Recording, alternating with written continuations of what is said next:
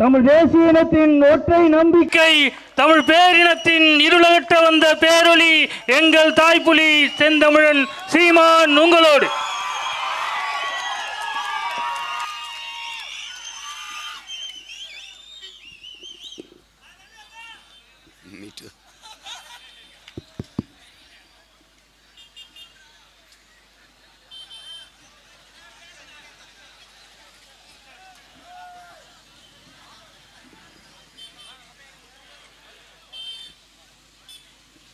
எங்களின் உயிரோடும் உணர்வோடும் கலந்து வாழுகின்ற அன்பு உறவுகள் அனைவருக்கும் வணக்கம்.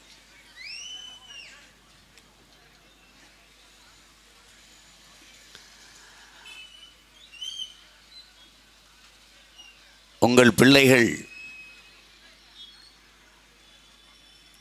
நாங்கள் முன்வைக்கிற அரசியல் என்பது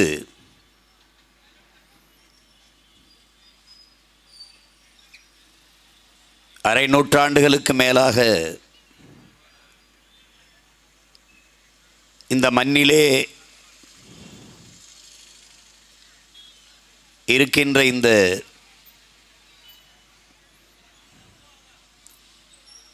தீய அரசியலை வீழ்த்தி ஒரு தூய அரசியலை மலரச் செய்ய வேண்டும் என்பதற்காகவே இந்த வரலாற்று பெரும்பணியை எளிய மக்கள், உங்களின் பிள்ளைகள் இந்த மாபெரும் அரசியல் புரட்சியை முன்னெடுக்கிறோம்.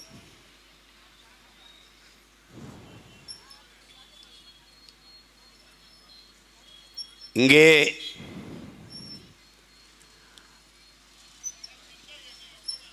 தேர்தலில் எங்களோடு போட்டி போடுகிற கட்சிகள் எல்லாம் தேர்தலில் பலமுறை வென்றவர்கள். ஆனால் தோற்று போனவர்கள் அற்ப தேர்தலில் மட்டும் வெற்றி பெறுகிறார்கள்.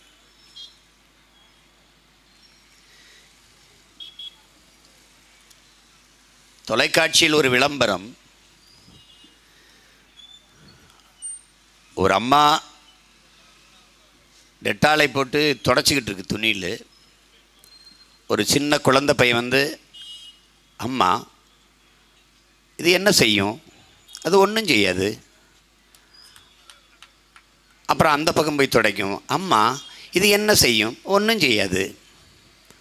அதுதான் இந்த கட்சிகள். தேர்தலில் வெல்லும், என்ன செய்யும்? ஒன்றும் செய்யாது. இவர்கள் தோற்று போனவர்களின் உடன் பிறந்தவர்களே, என் அருமை பெற்றோர்களே, தேர்தலில் பல முறை வென்றிருக்கார்கள். ஆனாலும் இவர்கள் தோற்று போனவர்கள். உங்கள் பிள்ளைகள் தேர்தலில் பல முறை தோற்று போனவர்கள், ஆனாலும் வென்றவர்கள். கொண்ட கொள்கையில், கொடுத்த வாக்குறுதியில் சற்றும் தளர்ச்சி இல்லாமல் தொடர்ந்து அதே நிலையில் நின்றவர்கள். அவர்கள் அற்ப தேர்தலில் மட்டும் வென்றவர்கள், பலமுறை தோற்றவர்கள். எப்படி தோற்றார்கள்? சேலத்திலே உள்ளரங்கிலே டாஸ்மாக் கடையிலே ஊழியர்கள், சேல்ஸ்மேன்கள் அவர்களெல்லாம் அழைத்து வைத்து இந்த சாராய விற்பனை மேலாளர் 20 விழுக்காடு டாஸ்மாக் சரக்கு வியாபாரம் குறைந்திருக்கிறதே, அதற்கு என்ன காரணம்? எவ்வளவு அவசியமான அவசர கூட்டம், எவ்வளவு தேவையான ஆய்வு என்பதை அறிவார்ந்த தமிழ் சமூக தம்பி தங்கைகள், என் அருமை பெற்றோர்கள் சிந்திச்சு பார்க்கணும். அரசு பள்ளிக்கு படிக்க வருகிற மாணவர்களின் எண்ணிக்கை, மாணவிகளின் எண்ணிக்கை ஏன் குறைகிறது? எதனால் குறைகிறது? அவர்களின் வருகையை அதிகப்படுத்த என்ன செய்யலாம்? தனியார் பள்ளிகளின், தனியார் கல்லூரிகளின் கல்வித்தரம் உயர்ந்ததாக இருக்கிறது. அரசு நடத்துகிற பள்ளி கல்லூரிகளின் தரம் குறைவாக இருக்கிறது.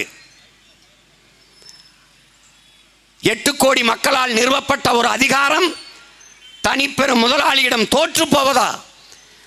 இத்தனை கோடி மக்களால் நிறுவப்பட்ட அதிகாரத்தால் தர முடியாத கல்வியை ஒரு தனி முதலாளி கொடுத்து விடுவதா? அதை தாண்டி பல மடங்கு தரத்தை உயர்த்தி பிள்ளைகளை அரசு பள்ளி கல்லூரிகளை நோக்கி திருப்புவதற்கு என்ன வழி? அதிகமாக அரசு பள்ளி கல்லூரியை நோக்கி மாணவ மாணவியர்கள் படையெடுக்க வைப்பதற்கு என்ன வழி? அதற்கு என்ன திட்டம் என்று அது குறித்து ஆய்வு செய்து அரசு பள்ளி கல்லூரிகளின் தரத்தை உயர்த்துவதற்கு முயற்சி செய்யாத இந்த அரசு டாஸ்மார்க் வியாபாரம் வீழ்ந்து போனது, அதை உயர்த்துவதற்கு எப்படி என்று சிந்தித்து செயல்படுவதற்கு போராடி கொண்டிருக்கிறதால் இது தோற்று போனது. அறிவை வளர்க்கும் கல்வியை தன் நாட்டு குடிகளுக்கு தரமாக சரியாக சமமாக கொடுக்க முடியாத இடத்தில் இவர்கள் தோற்று போனார்கள். அற்ப தேர்தலில் மட்டும் வென்று விடுகிறார்கள். மனச்சான்றோடு சொல்லுங்கள் என் உடன் பிறந்தவர்களே, அன்பு மக்களே, ஒரு நேர்மையாளன், ஒரு நல்லாட்சி கொடுத்தவன் எதற்கு வாக்குக்கு காசு கொடுக்க வேண்டும் என்பதை நீங்கள் கேட்டு பாருங்கள். எதற்கு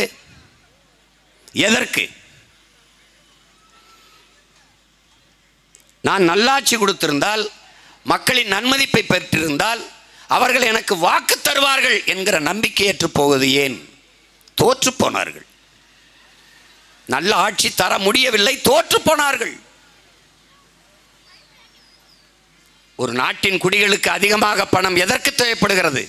பிள்ளைகளை படிக்க வைக்க. உடல்நிலை சரியில்லை என்றால் மருத்துவம் பெற்றுக்கொள்வதற்கு, மருத்துவத்திற்கும் கல்விக்கும் தான் அதிகமாக நாட்டு மக்கள் பணத்தை செலவு செய்கிறார்கள். இது இரண்டையும் சரியாக சமமாக தரமாக கொடுத்து விட்டால் மக்களுக்கான பணத்தின் தேவை குறைந்துவிடும்.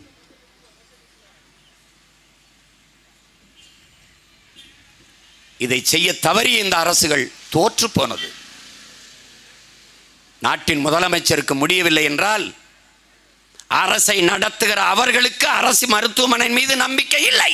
அந்த இடத்தில் தோற்று போனார்கள். இவர்கள் தோற்று போனவர்கள்.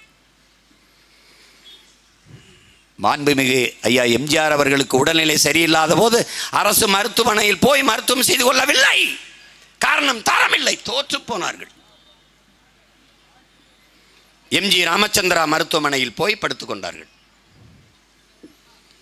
ஐயா கருணாநிதி அவர்களுக்கு உடல்நிலை சரியில்லை, முதுகிலே அறுவை சிகிச்சை. ஈழப்போர் நடந்து கொண்டிருந்த போது, லட்சக்கணக்கான மக்கள் கொல்லப்பட்ட போது பதில் சொல்ல முடியாமல் முதுகிலே அறுவை சிகிச்சை என்று அறுவை சிகிச்சை நடத்தி மல்லாக்கப்படுத்திருந்த ஒரே நோயாளி உலக வரலாற்றிலே ஐயா கருணாநிதி அவர்கள்தான். எம்ஜி ராமச்சந்திரா மருத்துவமனையில் போய் படுத்துக் கொண்டார்கள். அப்ப அரசு மருத்துவமனை என்ன? தரமில்லை. ஏன்? தோற்று போனார்கள். நாட்டு குடிகளுக்கு தரமான மருத்துவம் கொடுப்பதிலே தோற்று போனவர்கள் இந்த திராவிட ஆட்சியாளர்கள். தேர்தலில் மட்டும் வென்று விடுவார்கள். அற்ப தேர்தலில் மட்டும். அந்த தாய் விளம்பரம் சொன்னேன்ல, இது என்ன செய்யும்? ஒன்றும் செய்யாது. இப்ப விக்கிரவாண்டியில் மட்டும் என்று என்ன செய்யும்? ஒன்றும் செய்யாது.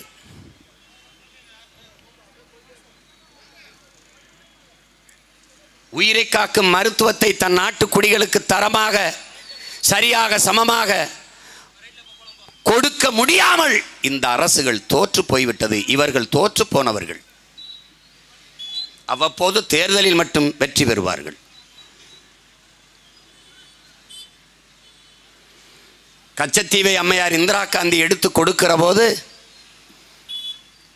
இது தமிழனுடைய உரிமை, தமிழனுடைய நிலம், என் மீனவ சொந்தங்களின் வாழ்வாதாரம் பறிக்கப்படும், கச்சத்தீவு அவனுக்கென்றால் கடல் தூரம் அவனுக்கு அதிகமாக இருக்கும், கச்சத்தீவு எங்களுக்கென்றால் கடல் தூரம் எங்களுக்கு அதிகமாக இருக்கும், அதை கொடுக்கக்கூடாது என்று வாதிட்டு கச்சத்தீவை கொடுக்க விடாமல் தடுக்க வேண்டிய இடத்தில் இவர்கள் தோற்று போனார்கள். பிறகு ஒவ்வொரு தேர்தலிலும் கச்சத்தீவை மீட்க போராடுவோம் போராடுவோம் போராடுவோம் என்று வெற்று பசப்பு அறிக்கைகளை கொடுத்து நீர்த்து போனார்கள். அவ்விடத்தை அவர்கள் தோற்று போனார்கள். அவ்வப்போது தேர்தலில் மட்டும் வென்று விடுவார்கள். இவர்கள் கொடுத்த ஒவ்வொரு வாக்குறுதியையும் பாருங்கள். இந்த தேர்தலின் போது 2021 தேர்தலின் போது இந்த திராவிட முன்னேற்ற கழகத்தின் கட்சிக்காரர்கள், குறிப்பாக தம்பி உதயநிதி போன்றவர்கள், கூட்டுறவு வங்கியிலே நீங்கள் கடன் பெற்றிருந்தால் அந்த கடனை நாங்கள் ஆட்சிக்கு வந்த பிறகு தள்ளுபடி செய்வோம் சொன்னார்கள். நகையை அடமானம் வைத்திருந்தால் அதை திருப்பி தருவோம் சொன்னார்கள். நகை இருந்தால் அடமானம் வைத்து கடன் பெற்றுக் கொள்ளுங்கள், வந்தவுடனே அந்த நகை கடனை தள்ளுபடி செய்வோம் வாக்குறுதி தந்தார்கள். என்ன நடந்தது? என்ன நடந்தது? இவர்கள் பேச்சை கேட்டு வீட்டில் இருந்த நகையை அடமானம் வைத்தவன் திருப்ப முடியவில்லை. ஆட்சிக்கு வந்த பிறகு சொன்னார்கள், பல பேர் நகையை வைக்காமல் வெறும் பெட்டியை கொடுத்து கடன் பெற்றுக் கொண்டு போயிருக்கிறார்கள், அவர்கள் கடனை எப்படி தள்ளுபடி செய்வது என்று ஆட்சிக்கு வந்த பிறகு சொன்னார்கள். அதையும் நீங்கள் நம்பிக்கொண்டு இன்னும் அவர்களுக்கு வாக்கு செலுத்தி கொண்டிருக்கிறீர்கள். வெறும் பெட்டியை, உள்ளே நகை இல்லாமல் வெறும் பெட்டியை அந்த வங்கி மேலாளரிடத்திலே கொடுத்து கடனை பெற்றிருக்கிறான் என்றால் நீங்கள் யோசிச்சு பாருங்க. கடன் பெற வருகிறவன் முகவரி கொடுத்திருப்பான், எந்த ஊர் எல்லாம் சொல்லியிருப்பான். வெறும் பெட்டியை கொடுக்கும்போது அந்த மேலாளர் திறந்து பார்த்து நகையை எடை போட்டு இது எத்தனை கிலோ, அதுக்கு எவ்வளவு கடன் கொடுக்கலாம் என்று தெரியாமல் கடன் கொடுத்தாரா? அப்போது நிர்வாகத்தில் இருந்த அந்த நிர்வாகி யார்? அந்த மேனேஜர் யார்? அவர் எப்படி கடன் கொடுத்தார்? அப்படி வெறும் பெட்டியை வாங்கி வைத்துக்கொண்டு நகையே இல்லாத கடன் கொடுத்த அந்த மேலாளர் மீது நடவடிக்கை இருக்கிறதா? இல்லை கடன் வெறும் பெட்டியை கொடுத்து கடன் பெற்றவன் யார்? அவன் முகவரி இருக்குமே, அவன் மீது ஏதாவது நடவடிக்கை இருக்கிறதா? அப்படி என்றால்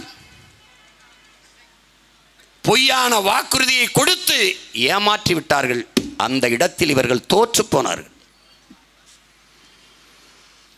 நாங்கள் வந்தால் டாஸ்மார்க்கை மூடுவோம்.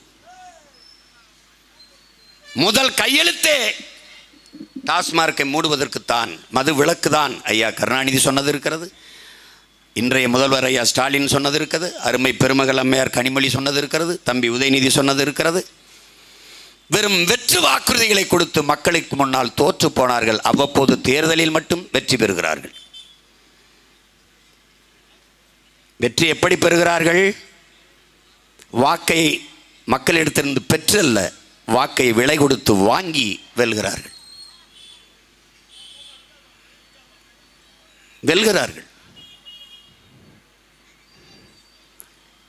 என் அன்பு சொந்தங்களே, எங்கள் தலைவர் எங்களுக்கு கற்பித்தார், நாம் சாகலாம், சாதாரணமானவர்கள், ஆனால் சத்தியம் செத்ததாக சரித்திரத்தில் செய்தி இல்லை. நாம் சத்தியத்தின் மக்கள், ஒரு நாள் வெல்லுவோம். சத்தியம் தோற்று போனதாக சரித்திரத்தில் செய்தி இல்லை. உண்மை உறங்கும், ஆனால் ஒருபோதும் மரணித்து விடாது. நாங்கள் உண்மையின் பிள்ளைகள். இது தற்கால தோல்விதான். தற்கால தோல்விக்காக நிரந்தர வெற்றியை இழக்க உங்கள் பிள்ளைகள் தயாராக இல்லை. அதனால்தான் தொடர்ந்து தோற்றாலும் துணிவோடு களத்திலே நிற்க காரணம் அதுதான். எளிதில் வென்றவனின் இதயம் மலரினும் மெல்லிதாக இருக்கும். தோற்று தோற்று வெற்றி பெறுபவரின் இதயம் இரும்பை விட கடினமாக இருக்குங்கிறான். வெற்றியின் அருமை தொடர்ந்து தோற்று வென்றவனுக்குத்தான் தெரியும். ஆல்வா எடிசனிடத்திலே கேட்கிறார்கள், நான் 100 முறை வென்று ஒரு முறை தோற்றவன் அல்ல, 1000 முறை தோற்று ஒரு முறை வென்றவன் ஆல்வா எடிசன். எனக்குத்தான் வெற்றியின் அருமை தெரியுங்கிறான். நாங்கள் தோற்று போகவில்லை என் உடன் பிறந்தவர்களே, நாங்கள் வெற்றியை துரத்தி கொண்டிருக்கிறோம். 1 கிலோமீட்டர் தூரம்தான்.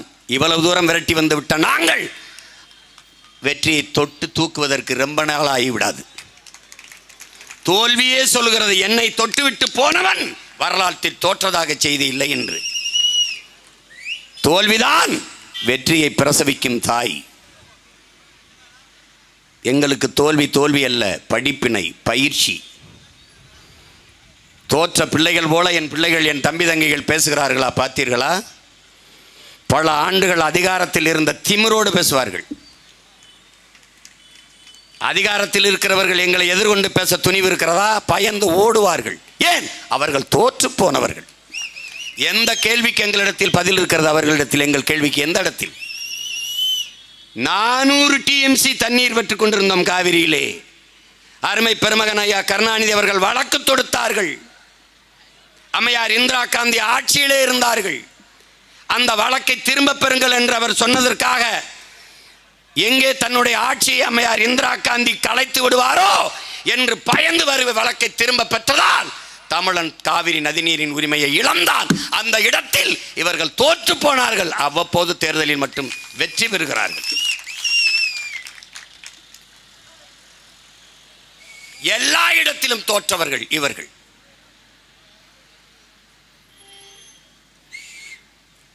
அணு உலையை நிறுவ அனுமதித்தது யார்? இவர்கள்தான். அன்பு தம்பி தங்கைகளே, என்னரும் பெற்றோர்களை இதை நீங்கள் உணர்ந்து கொள்ள வேண்டும். முதலாக அணு உலை ரஷ்யாவிலே 1986 வெடிக்கிறது. செர்னோபிலில் ரஷ்யாவிலே அணு உலை ஒரு பேரழிவை ஏற்படுத்துகிறது. கோப்பர்ச்சேவ் என்ற ரஷ்ய அதிபர் பேசுகிறார், என் அன்பு தம்பி தங்கைகளே, இந்த இழப்பை, இந்த அழிவை ரஷ்ய தேசத்திற்கு மட்டுமானதாக நான் கருதவில்லை, ஒட்டுமொத்த உலகத்திற்குமான பேரழிவாக பார்க்கிறேன், பெரும் எச்சரிக்கையாக பார்க்கிறேன். நாம் நம்பினோம் இந்த விஞ்ஞானிகளை, இந்த அறிவியல் அறிஞர்களை, ஆபத்து பார்ந்தவர்கள், இவர்கள் காப்பார்கள் என்று ஏமாற்றப்பட்டோம்.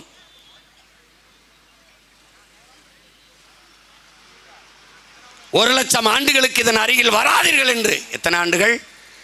1,00,000 ஆண்டுகளுக்கு இதன் அருகில் வராதீர்கள் என்று பெரிய இரும்பு கேட்டை கதவை போட்டு கம்பியை போட்டு மூடிவிட்டு பூட்டை போட்டுவிட்டு போய்விட்டார். போரின் பேரழிவிற்கு பிறகு கூட மக்கள் மீள்குடியேற்றம் செய்துவிட முடியும் அந்த இடத்திலே.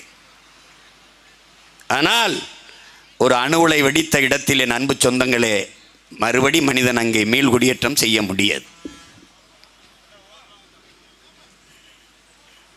நீங்கள் அணுவினுடைய அந்த வீச்சை நீங்கள் புரிந்து கொள்ளணும். உலகில் பாதுகாப்பான அணு என்று ஒன்றே கிடையாது. அணுகுண்டு மேலே அமர்ந்திருப்பதும் அணு உலைக்கு அருகிலே குடியிருப்பதும் இரண்டும் ஒன்றுதான். நான் சொல்லல, அணு விஞ்ஞானிகளே. நன்கு கட்டமைக்கப்பட்ட காங்கிரீட் மதில் சுவரை 1,00,000 கிலோமீட்டர் வேகத்திலே ஊடுருவி பாயுங்கிறான் அணு. நன்கு கட்டமைக்கப்பட்ட காங்கிரீட் சுவரையே அப்படி ஊடுருவிப்போம்னா மனித தோல் எம்மாத்திரம்னு பார்த்துக்க. நீ அணு உலை வெடிக்க வேண்டியதில்லை என் அன்பு தம்பி தங்கைகளே. அணு உலையை குளிர்வித்து விட்டுக்கிட்டு குளிர வச்சுக்கிட்டே இருக்கணும். அதுக்கு தான் கடற்கரை ஓரத்திலே கட்டுவான். அப்போ அது மேலே, அந்த அணு உலை மேலே தண்ணீரை பீச்சு அடிச்சுக்கிட்டே இருப்பான். அந்த தண்ணீர் அப்படியே கடலுக்குள்ளே போகும். அந்த அணு உலையிலிருந்து பட்டு போகிறதுலே கதிர்வீச்சு போய்கிட்டே இருக்கும். இந்த தண்ணீர் தரையில் பட்டு புல் முளைச்சி அந்த புல்லை மாடு திண்டு அந்த மாட்டில் பாலை கறந்து, நல்லா கொஞ்சிக்கணும், பாலை கறந்து பாலை தயிராக்கி நெய்யாக்கி அந்த நெய்யை எடுத்து ஒரு கண்ணாடி போத்தலில் அடைச்சி மூடிட்டு இருட்டு அறைக்குள் நடு அறையில் வைத்து மின் விளக்கை அணைச்சிட்டா பகல் போல பளிச்சென்று எரியுங்கிறான். இவ்வளவு கடந்து போயும் அந்த அணுவீச்சு குறையில்லை. பல லட்சக்கணக்கான மீன்கள் செத்து கரை ஒதுங்குச்சு. ஏன்னு கேட்டதுக்கு வேணா பதில் சொன்னானா, இந்த அணு உலையை குளிர் வச்சு உள்ள தள்ளுற தண்ணி தான். எதை பற்றியும் கவலைப்பட மாட்டார்கள். முதலில் இந்த அணு உலை 1986 ரஷ்யாவில் வெடிக்கிறது. 88 ஐயா ராஜீவ் காந்தி ஒப்பந்தம் போடுறது. இவ்வளவு பேராபத்திற்கு பிறகு ஒரு நாட்டின் தலைவன் எதை பற்றியுமே கவலைப்படாமல் என் நாட்டுக்கு கொடுங்கன்னு அணு உலையை கையெழுத்து போட்டு வர்றது. அந்த அணு உலையை முதலாக கேரளாவுக்கு தான் வைக்க போனாங்க. கேரளாவை ஆண்டது யார்? கம்யூனிஸ்ட். ஆள்றது யார்? காங்கிரஸ். இந்த 2 கட்சியும் அணு உலை வேண்டாம், நான் வெளிச்சத்தில் வாழ்வதை விடவும் உயிரோட வாழ்வது முதன்மையானதுன்னு தூக்கிட்டு போட்டான். அங்கே நிராகரிக்கப்பட்ட அணு உலை தமிழர் தாய் நிலத்தில் தூத்துக்குடியில் இடிந்தகரையில் நடப்படுகிறது. நட்டபோது இருந்தவர்கள் யார்? இவர்கள் தான் திராவிட திருவாளர்கள். ஒன்று திமுக, ஒன்று அதிமுக. கொண்டு வந்தது யார்? காங்கிரஸ். ஏற்றுக்கொண்டது யார்? இவர்கள் தான். அவ்வளவு பேராபத்து கொண்ட அணு உலையை அன்னை தமிழ்நிலத்தில் நட வைத்து தோற்று போனார்கள். இவர்கள் தோற்று போனார்கள். 2 ஆண்டு கால எதிர்ப்பு போராட்டம் ஏறிட்டு பார்க்காது தோற்று போனார்கள். ஒவ்வொரு போராட்டக்காரன் மீதும் 600, 200, 300 வழக்குகளை போட்டு தோற்று போனார்கள். ஆனாலும் அவ்வப்போது தேர்தலில் வெற்றி பெறுகிறார்கள். தூத்துக்குடியில் கூட வெற்றி பெறுகிறார்கள். ஸ்டெர்லைட் தாமிரம் இல்லாது எப்படி? தாமிர ஆலையை பற்றி கவலைப்பட்ட இவர்கள் தண்ணீரின் தேவையை பற்றி கவலைப்படவில்லை, தோற்று போனார்கள்.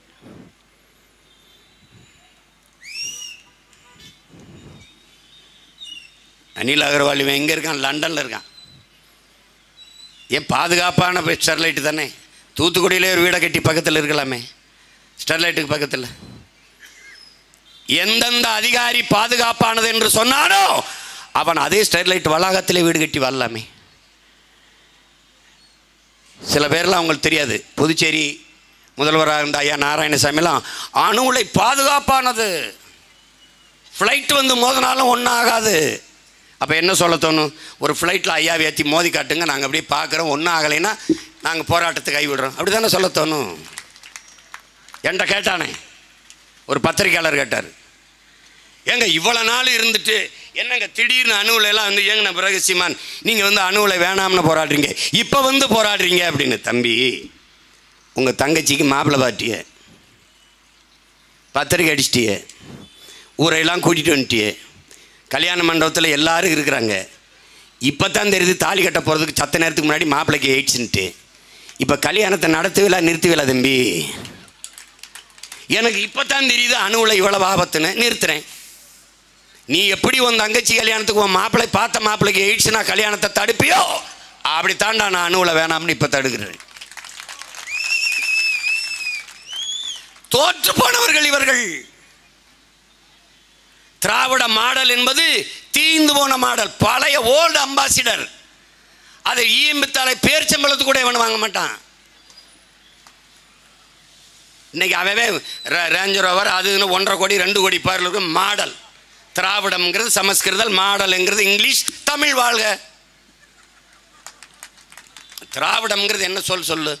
தமிழா? தமிழா? சமஸ்கிருதம். மாடல் என்ன? தமிழா? ஆங்கிலம். இவங்க தான் தமிழை வாழ வைக்க வந்தவங்க.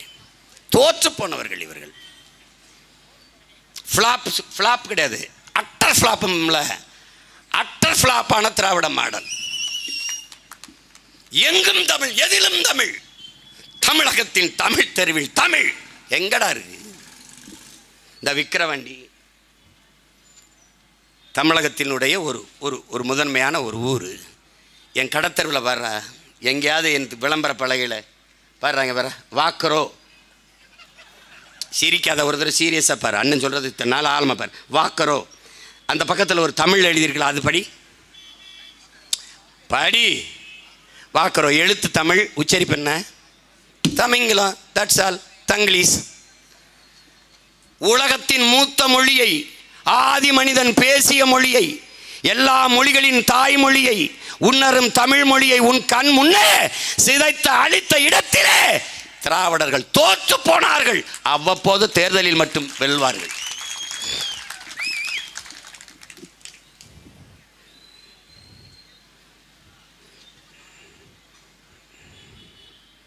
இந்திக்கு இங்கே ஆதிக்கமா?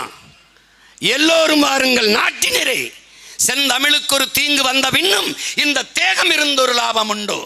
புரட்சி பாவலன் விடுத்த அறைகூவலுக்கேற்ப ஓடி வந்த எண்ணரும் எண்ணின முன்னோர்கள்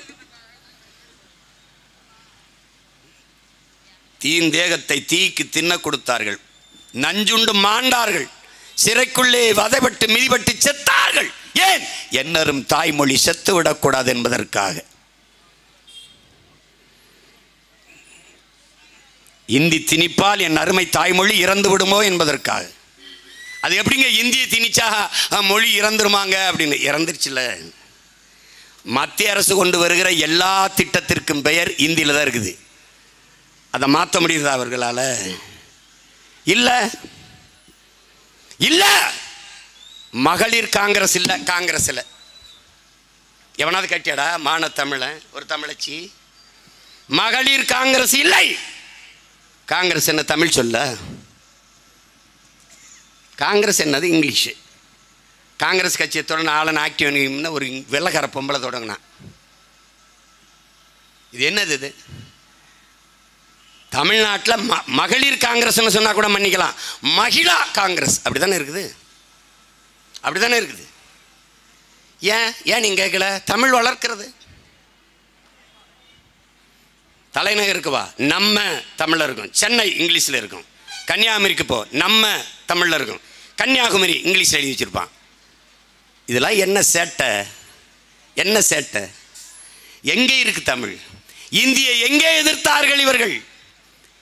இந்தியை திணித்தேன் எதிர்த்தாய், இந்திக்காரனை திணிக்கிறாய், என்ன செய்வாய்? பதில் இல்லை. தோற்று போனார்கள் இவர்கள், தோற்று போனார்கள். எந்த ஒன்றை இவர்கள் சரியாக செய்திருக்கிறார்கள் என் உடன் பிறந்தவர்களே? எந்த ஒன்றை?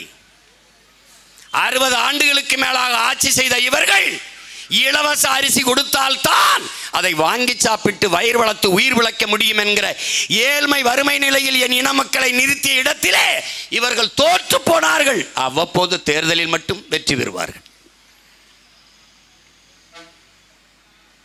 இலவசம் இலவசம் இலவசம், எல்லாவற்றையும் இலவசம் என்று வெற்று பசப்பு இனிப்பு வார்த்தைகளால் என் மக்களை வீழ்த்தி விட்டார்கள். ஆறுதலால் காயங்கள் ஆறுவதில்லை, அடைவதனால் எதையும் அடைந்து விட முடியாது, தூறல்களால் பயிர்கள் விளையாது. என் தேசத்தை நாசமாக்கிய ஒரே சொல் இலவசம். தவ திரு குன்றக்குடி அடிகளார் என்கிற பெருந்தகை முன்வைத்த தத்துவம். போன ஆண்டு மிக்சி வாங்கினவன், போன ஆண்டு இலவசம் பெற்றவன், இந்த ஆண்டு நான் வளர்ந்து விட்டேன், இந்த ஆண்டு எனக்கு இலவசம் தேவையில்லை, வேற யாருக்காவது ஏழ்மை வறுமையில் இருக்கிறவருக்கு கொடுங்கள் என்று சொல்கிற ஒருத்தனை சொல். போன ஆண்டு இலவசம் பெற்றேன், இப்போ நான் வளர்ந்துட்டேன், எனக்கு வேணாம், வேற யாருக்காவது கொடுங்க என்று சொல்கிறவனை பார். சரி, நீ மிக்சி கொடுத்த, மிக்சி எத்தனை நாள் இயங்கும்? ஆழ்ந்து யோசிச்சு பார்க்கணும். மிக்சி எத்தனை நாள் இயங்கும்? ஒரு 6 மாதம் பழுதாயிரும். அதுக்கப்புறம் மாவு அரைக்க, மசாலா அரைக்க என்ன பண்ணுவேன்? அடுத்த தேர்தல் வரைக்கும் நீ மசாலா அரைக்காம இருப்பியா? சொல்லு. மிக்சி கொடுத்த, அதை அரைக்கிறது கரண்ட் கொடுத்தியா? மிக்சியை கொடுத்த, அதில் எதை போட்டு அரைப்ப? மல்லி, மஞ்சள், மிளகா, அதில் எந்த கொப்பை விளைய வச்சு கொடுப்பேன்? அது ஒரு விவசாயி தானே விளைய வச்சு கொடுக்கணும். மிக்சி கிரைண்டர் எதை போட்டு ஆட்டுவாய்? அரிசி பருப்பு உளுந்து எங்கிருந்து வரும்? எங்கிருந்து வரும்? என் ஆத்தால் அப்ப வெம்பாடு விட்டு விளை வச்சு தரணும். அந்த விவசாயியின் வாழ்க்கை பற்றி நீ என்னைக்காவது சிந்திச்சிருக்கியா? தோற்று போனீர்கள் நீங்கள். 5000 ஏக்கரில் ஏர்போர்ட் கட்ட துடிக்கிற பெருமக்களே, விண்ணூர்தியில் நீ பறக்கலாம். விண்ணூர்தியில் இருப்பவனுக்கும் தவிக்கும் பசிக்கும் சோர் நீர் பூமியில் இருந்தான் போடா முட்டா பயல்களா. விண்ணூர்தியில் பறப்பது வளர்ச்சிதான். அங்கே வானூர்திக்குள் இருப்பவனுக்கும் வயிறு பசிக்கும், அவனுக்கு சோர் நிலத்தில் இருந்தான் போகணும். இது ஏன் உங்களுக்கு தெரியல? தோற்று போனீர்கள், தோற்று போனீர்கள். இத்தனை ஆண்டுகள் ஆட்சியில் மின்சாரம் இல்லாத எந்த இயக்கமும் இல்லை. இது அடிப்படை அறிவு. ஆனால் அந்த மின்சாரத்தை தடையின்றி தன் குடிகளுக்கு தர உங்களுக்கு ஒரு திட்டம் இல்லை. தோற்று போனீர்கள். அவ்வப்போது தேர்தலில் மட்டும் காசு கொடுத்து வாக்கை பெற்று வென்று விடுகிறீர்கள். இது வெற்றியா தோல்வியா என்று அறிவார்ந்த தமிழ் சமூக மக்கள், தலைவர் பெருமக்கள் மல்லாந்து படுத்து சிந்தித்து பாருங்கள். இப்படி ஒரு வெற்றிக்கு கள்ளச்சாராயம் குடித்து நிம்மதியாக படுத்து தூங்கலாம். நீங்கள் 10 லட்சம் கொடுக்கிறீர்கள், நான் ஒவ்வொரு சாவுக்கும் ஒவ்வொரு கோடி கொடுக்க தயாராக இருக்கிறேன். தயவு செய்து குடியுங்கள். ஏன் நாங்கள் ஆட்சிக்கு வந்தால் இருக்காது, அதுக்குள்ளே இப்போ இடையில உங்கள் ஆட்சியிலே குடிச்சு முடிச்சிருங்க.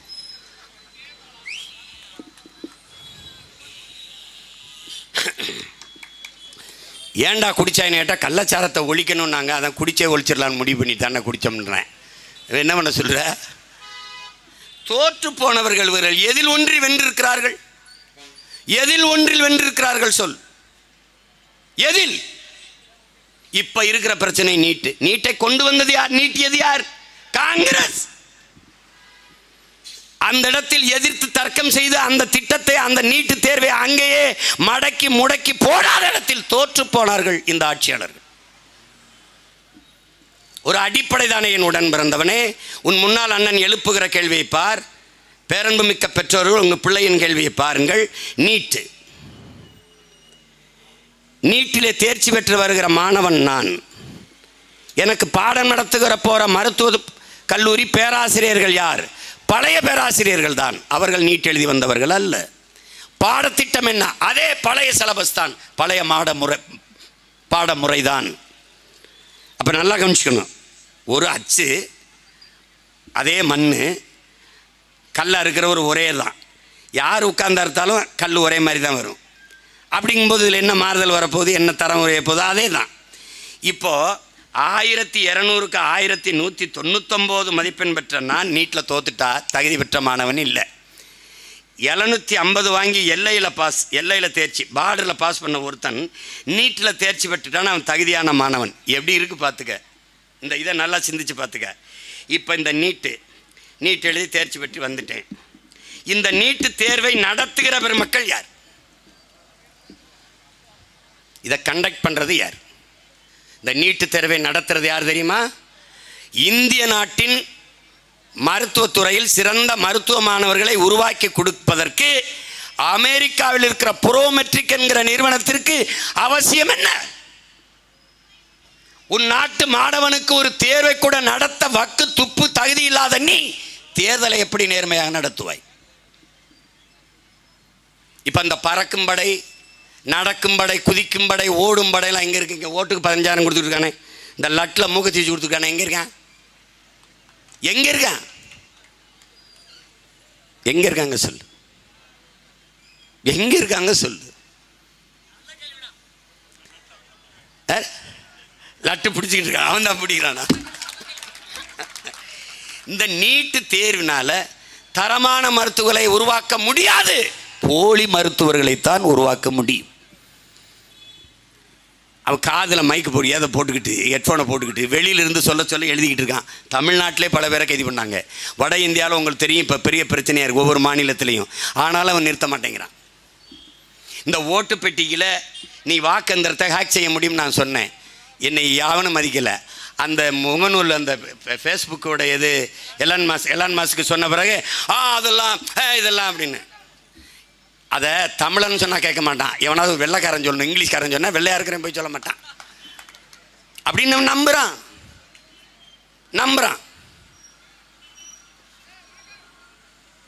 அந்த இடத்தில் அந்த தேர்வை நடத்த விடாமல் அடித்தட்டு ஒடுக்கப்பட்ட சிற்றூர்களில் வாழ்கிற மக்கள் மருத்துவம் படிக்கிற கனவை பொசுக்கி அந்த இடத்தில் போராடி தடுக்காமல் விட்ட இடத்தில் தோற்று போனார்கள் இவர்கள். இப்போது நீட்டை ஒழிப்போம், தடுப்போம் என்று நாடகம் போட்டுக் கொண்டிருக்கிறார்கள்.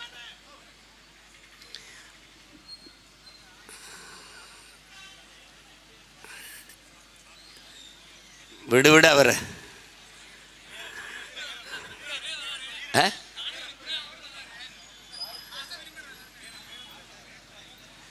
அவ்வப்போது தேர்தலில் மட்டும்தான் இவர்கள் வெற்றி பெறுகிறார்கள். எல்லா இடத்திலும் தோற்று போனார்கள். எல்லா இடத்திலும் 4500 டிஎம்சி நமக்கு ஆண்டொன்றுக்கு மழை பெய்கிறது. அந்த நீரை தேக்கி வைத்து வேளாண்மைக்கு பயன்படுத்துவது, நாட்டு குடிகளுக்கு தூய குடிநீரை விநியோகம் செய்வதில் தோற்று போனார்கள். தனியார் முதலாளிகள், அப்போலோ, கின்லே, அக்கோஃபெனா என்று தனியார் முதலாளிகள் தான் தண்ணீரை தரமாக நாட்டின் குடிகளுக்கு கொடுக்க முடியும் என்கிற நிலையில் இந்த ஆட்சியாளர்கள் தோற்று போனார்கள். அவ்வப்போது தேர்தலில் மட்டும் வெற்றி பெறுகிறார்கள். இது வெற்றியா தோல்வியா என்பதை அறிவார்ந்த தமிழ் சமூக மக்கள், எண்ணிலும் இளைய என் தம்பி தங்கைகள் சிந்தித்து பார்க்கணும். அப்ப எது மாறுதல், எது வெற்றி? தனிப்பெரும் ஒரு முதலாளி தரக்கூடிய கல்வியை ஒரு அரசு தர முடியாதா என்று அரசின் பள்ளி கல்லூரியின் கல்வியின் தரத்தை உயர்த்தி தனியார் முதலாளிகளிடத்திலே மக்கள் சென்று கல்வி பெறுகிற நிலையை வீழ்த்தி அரசு பள்ளி கல்லூரிகளுக்கு மக்கள் விரைவதை அதிகப்படுத்தும் போது அது வெற்றிகரமாக அரசு அமையும். அப்படி அமைந்திருக்கா? டெல்லியிலே அரவிந்த் கெஜ்ரிவால் வந்து அரசு பள்ளிக்கு வருகிற மாணவர்களின் எண்ணிக்கையை கூட்டியது. அதனால்தான் அவரை தொடர்ந்து அந்த மக்கள் தேர்வு செய்கிறார்கள். அவன் வென்றான், இவர்கள் தோற்றார்கள்.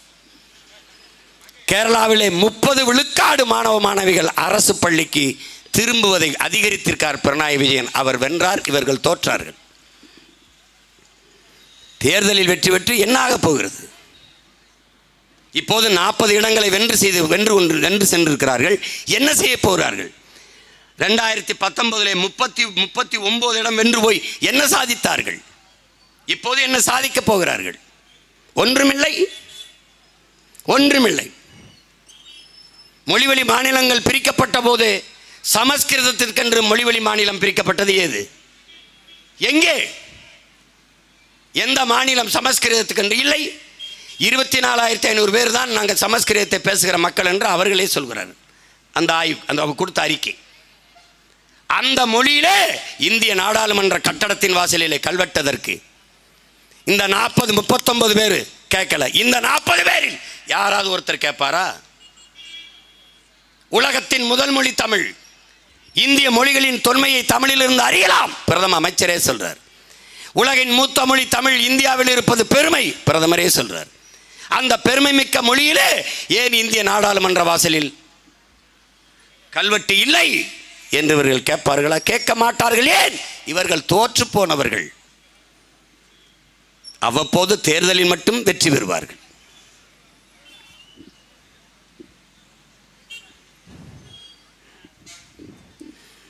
லட்சக்கணக்காக நம் இன மக்கள் செத்துக் கொண்டிருந்த போது பிறந்த நாள் கொண்டாடியவர்கள், பெற்ற பிள்ளைகளெல்லாம் இனத்தின் விடுதலைக்கு பலியிட்ட தலைவன் அங்கே, பெற்ற பிள்ளைகளுக்கெல்லாம் பதவி கேட்டு கையேந்தி நின்ற தலைவன் இங்கே. ஏன்? தோற்று போனவர்கள். இந்த ரத்தமும் அந்த ரத்தமும் ஒன்றல்ல.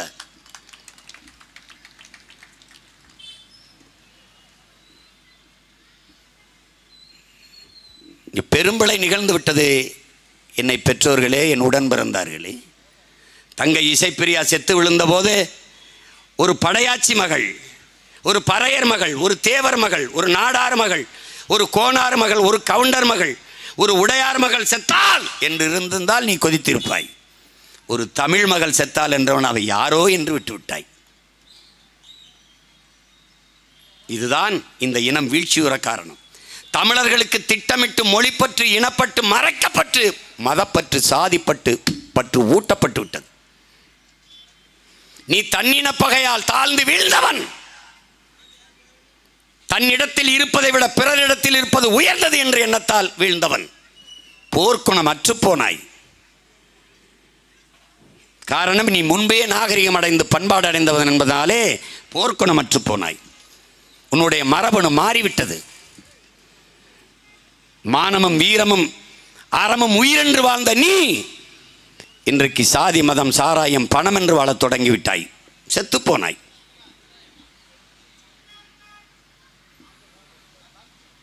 அதை நன்கு பயன்படுத்திக் கொண்டார்கள் திராவிடர்கள். நாம் சொந்த ரத்தங்களுக்குள்ளே யுத்தம் நிகழ்த்தி தோற்று போனோம். அதை பயன்படுத்தி அவர்கள் அவ்வப்போது தேர்தலிலே வென்றார்கள்.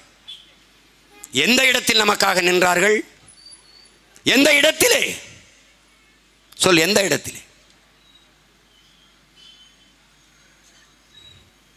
தோற்று போன கட்சி ஆட்சி திமுக. ஒரு இடத்தில் தர்க்கம் பண்ணி இந்த இடத்துல நாங்கள் வென்றிருக்கிறோம். சாதிவாரி கணக்கெடுப்பு எடுக்க சொன்னால் அது இந்திய ஒன்றிய அரசு, பாரதிய ஜனதா அரசு. சாதிவாரி கணக்கெடுப்புக்கு நேரெதிரான கோட்பாடு கொண்ட ஒரு கட்சியை எடுக்க சொன்னால் எப்படி எடுப்பார்கள்? எப்படி எடுப்பார்கள்? நிதிஷ்குமார் எடுத்ததற்கு உச்ச நீதிமன்றம் தடை போட்டது அதற்கல்ல. அந்த 50 விழுக்காட்டுக்குள் அந்த வரைவுக்குள் எடுக்காமல் மீறி 65 விழுக்காட்டுக்கு போனதால் அது தடை போடுது. எடுத்தது தவறு என்று அவர்கள் சொல்லவில்லை. இங்கேதான் மண்டல் கமிஷன் எங்கள் தாத்தா ஆணைமுத்தவர்கள் போராடி பெற்று தந்தார். விபி சிங்கு காலத்திலே அந்த ஒற்றை மகன் பெற்று தந்ததான் இடஒதுக்கீடு. அவரை யாராவது நினைவு வச்சு பேசுறானா? சொல்லு. அந்த பெருமகனை மரியாதை செஞ்ச ஒரே தலைவன் எங்கள் ஐயா மருத்துவர் ராமதாஸ் அவர்கள் மட்டும்தான். அதற்கு பிறகு அவரை பற்றி பேசுவது அவர்கள் பிள்ளைகள் நாங்கள் தான்.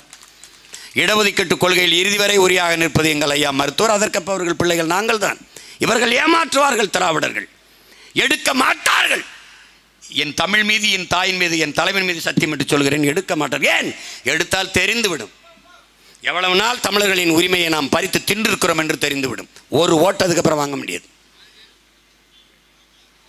அப்புறம் யார் எடுப்பா? பெரியாரின் வாரிசுகள் அல்ல, பிரபாகரனின் பிள்ளைகள் தான் எடுப்போம். எங்களுக்கு ஒரே ஒரு தன்னலம்தான், அது என் இனத்தின் நலன்தான் எங்களின் நலன். வேற ஒரு சுயநலம் தன்னலமும் எங்களுக்கு கிடையாது. இவர்கள் தோற்று போனவர்கள் என்று எப்படி சொல்கிறாய் சீமான்? ஆட்சி நடந்து கொண்டிருக்கிறது. 3 ஆண்டுகளுக்கு மேலாக நல்ல ஆட்சி கொடுத்திருந்தால் ஒரு அற்ப தொகுதி, ஒரே தொகுதி, அதுவும் நீங்களே எம்எல்ஏவாக இருந்த தொகுதி, இந்த விக்கிரவாண்டி தொகுதி. இன்னும் 2 ஆண்டுகள் தான் மிச்சம் இருக்கிற பதவி. இதற்கு எதற்கு எல்லா அமைச்சர், எல்லா சட்டமன்ற உறுப்பினர், எல்லா பாராளுமன்ற உறுப்பினர், மொத்த மாவட்ட செயலாளர் எல்லாரும் எதற்கு கூடி இங்கே கும்மி அடிக்கிறீர்கள்? நல்லாட்சி கொடுத்திருந்தால் தோற்று போனீர்கள், தோற்று போனீர்கள். என் தம்பி வெங்கட்புர ஒரு படம் எடுத்தான், சென்னை 28 இந்த கிரிக்கெட்டை வச்சு. பெரிய பெரிய விளையாட்டு வீரர்கள், பெரிய பெரிய ஆளுகளாக இருப்பாங்க, சின்ன பசங்க அதை விளையாடிட்டு இருப்பாங்க. திடல்ல வாங்கடா 2 பேர் விளையாடுவாங்க, பந்தயம் கட்டி விளையாடுவாங்க, சின்ன பசங்க அடித்து தோக்கடிச்சு போடுவாங்க. அது மாதிரி நாங்கள் திடலில் சின்ன பையில விளையாடிக்கிட்டு இருக்கோம், நீங்கள் பெரிய அளவு கூட்டத்தை வச்சு விளையாடிட்டு இருக்கீங்க. ஒரு நாள் ஒரு ரன் உள்ள டக் அவுட்டில் எல்லா பையிலையும் வெளியேற்றலை, நீ பார்த்துக்கிட்டே இருங்க. நீ சும்மா ஒரு சின்ன புள்ள ஒரு மகளை நிறுத்தியிருக்கேன், மொத்த படையும் திரட்டிட்டு வேற. உலகத்தில் 20 நாடுகளின் துணை கொண்டுதான் என் தலைவனை வீழ்த்த முடியுங்கிற நிலையில் இருந்தது. மொத்தமாகவே என் தலைவன்கிட்ட இருந்தது வெறும் 20,000 பேர் தான். இது நான் சொல்லலை, கோத்தபாயம் ராஜபக்சேன்னு சொல்கிறாங்க. 20 நாடுகளின் துணை கொண்டுதான் இறுதி போரிலே விடுதலை புலிகளை நாங்கள் வீழ்த்தினோம்னு. 25,000 பேர். நீ ஏற்கனவே 2,50,000 பேர் ஓம்படையில். சீனப்படை, இந்திய படை, அமெரிக்க உளப்படை எல்லாத்தையும் வாங்கி என் தலைவனை வீழ்த்த வேண்டிய நிலைமை. நீ எல்லா கட்சிகளையும் சேர்த்துக்கிட்டு சின்ன பசங்க பிரபாகரன் பிள்ளைகளை வீழ்த்துறதுக்கு நீ எல்லா பேரையும் கூட்டிகிட்டு வர. எங்கள் ஊரில் சொல்லுவான், புலி வருது புலி வருது ஓடியாங்க, நான் கீழே படுத்துக்கிறேன், எல்லாரும் என் மேலே ஏறி படுத்துக்கிறேங்க. யாரு? நான் கீழே படுத்துக்கிறேன், நீங்கள் எல்லாரும் என் மேலே ஏறி படுத்துக்கிறேங்க. ஏன்? நான் புலி வருது. இப்போ எல்லா கட்சிகளையும் சேர்த்துக்கிட்டு அவர் கீழே படுத்துக்கிட்டு மேலே ஏறி எல்லாரையும் படுக்க வச்சிருக்காரு. எந்த புலி வருது? இந்த புலிகள் வருதுன்னு தான்.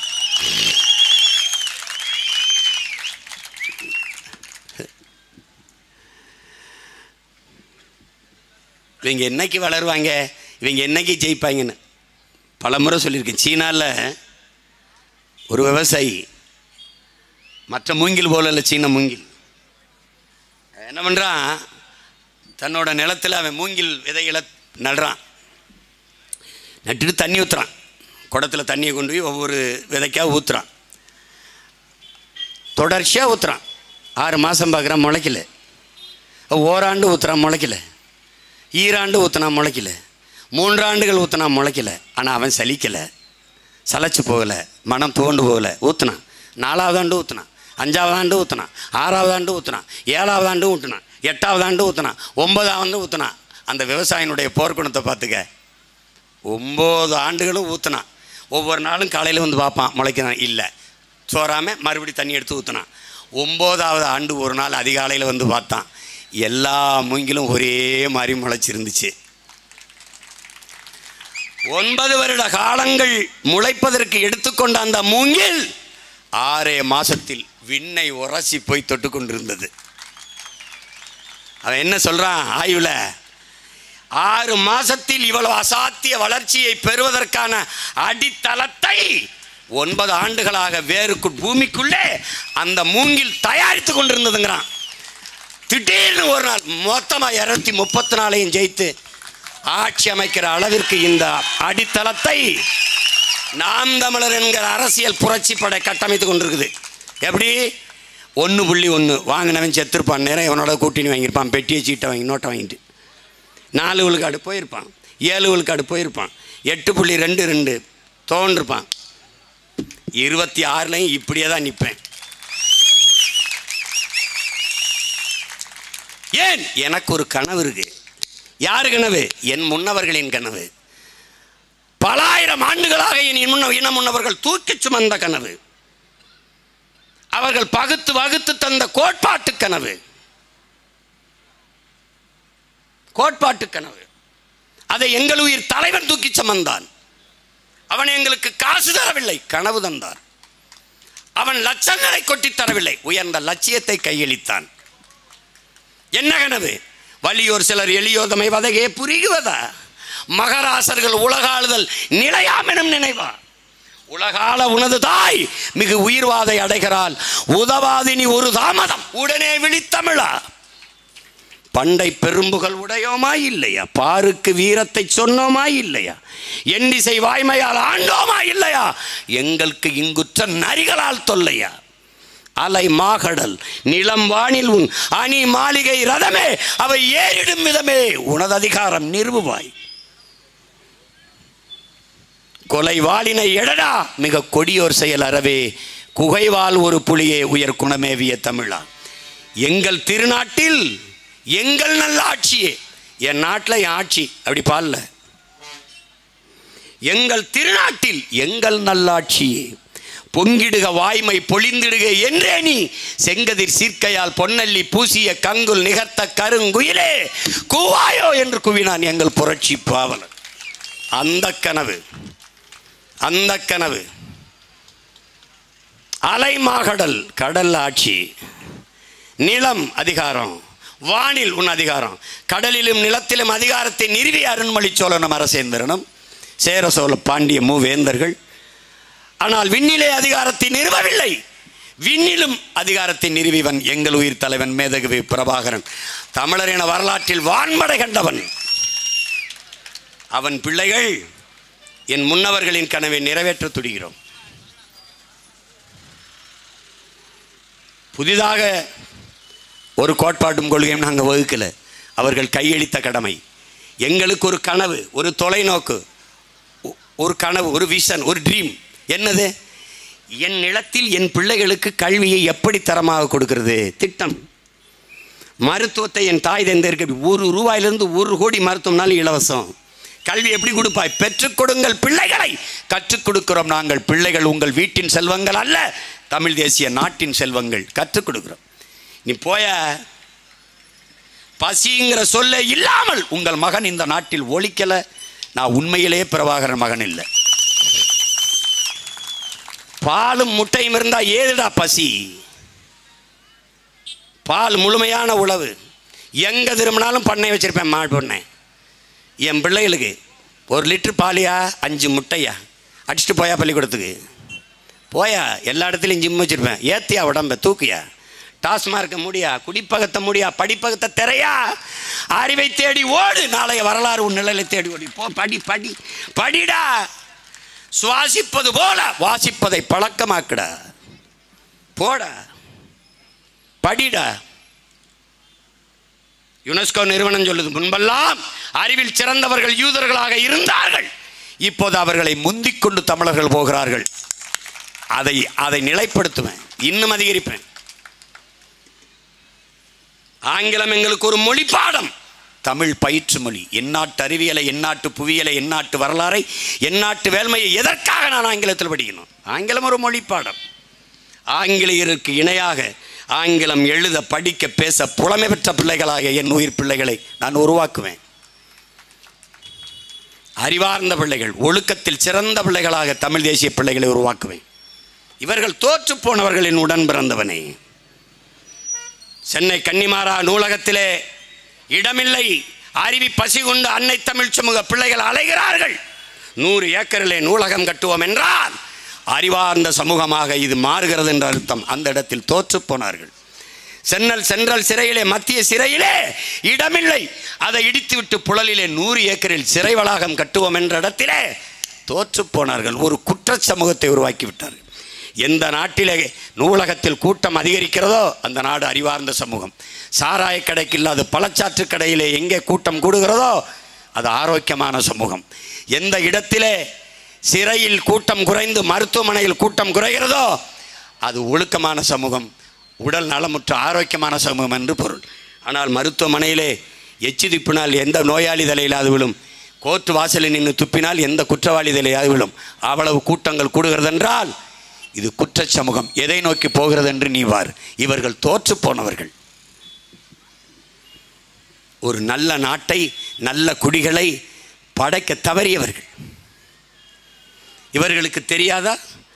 மலையை இவர்களால் உருவாக்க முடியாது, இயற்கையின் அரும்பெரும் கொடை, அது பூமி தாயின் மார்பு என்று இவர்களுக்கு தெரியாதா? மணலை வித்தால் மறுபடி உருவாக்க முடியாது என்று தெரியாதா? மணல் இல்லாமல் எப்படி வீடு கட்டுவாய் சீமான் என்ற அறிவார்ந்த கேள்வி எழுப்புகிற பெருமக்களே, அன்னை தமிழ் சமூகத்தில் தமிழ்நாட்டு குடிகளின் மக்களின் மணல் தேவைக்கு மட்டும்தான் மணல் அள்ளப்பட்டதா? இல்லை. அருகில் இருக்கிற எல்லா மாநிலங்களுக்கும் எடுத்துக்கொண்டு வித்தீர்கள். அந்நிய தேசங்களுக்கு, அரபு நாடுகளுக்கெல்லாம் கப்பலில் ஏற்றிக்கொண்டு காசு சம்பாதித்து வித்தீர்கள். 500 ஆண்டுகளுக்கு போக வேண்டிய மணலை 25 ஆண்டுகளில் விற்று முடித்து விட்டீர்கள். மணல் தீர்ந்த பிறகு மலையை கைவித்து விட்டீர்கள். எம்சாண்ட் என்று, மலை மணல் என்று தோற்று போனீர்கள். நீங்கள் சொந்த நாட்டு குடிகளுக்கு துரோகம் செய்து விட்டீர்கள். அவன் சொல்றான்ல, அதிகாரத்தில் இருப்பவனே உன் வளத்தை திருடி விற்க தயாராகிவிட்டான் என்றால் அப்படிப்பட்ட ஆட்சியாளன் உனக்கு அமைந்திருப்பானே, ஆனால் நீ சபிக்கப்பட்டவனடா, நீ சபிக்கப்பட்டவன் என்கிறான்.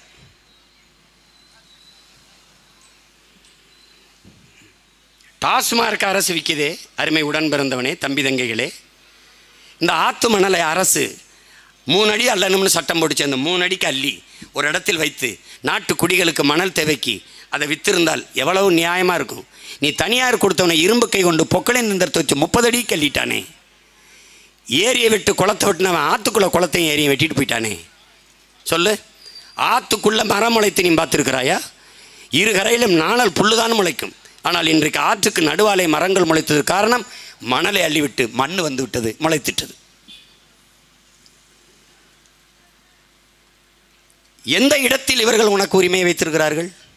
சொல்லு, என்ன உரிமை வைத்திருக்கிறார்கள்? இவர்கள் தோற்று போனவர்கள், இவர்கள் இறந்து போனவர்கள். சும்மா ஆக்சிஜனை வச்சு உயிரோடு இருக்கிற மாதிரி வச்சு பில்லை போட்டுக்கிட்டு இருக்காங்க நம்மகிட்ட. அவங்க செத்து போயிட்டாங்க பல ஆண்டுக்கு முன்னாடி. சும்மா அதிகாரத்தில் இருக்கனால நாங்கள்லாம் நல்லாட்சி கொடுத்துக்கிட்டு இருக்கோம். நல்லாட்சி. ஒரே ஒரு கேள்வி தாங்க.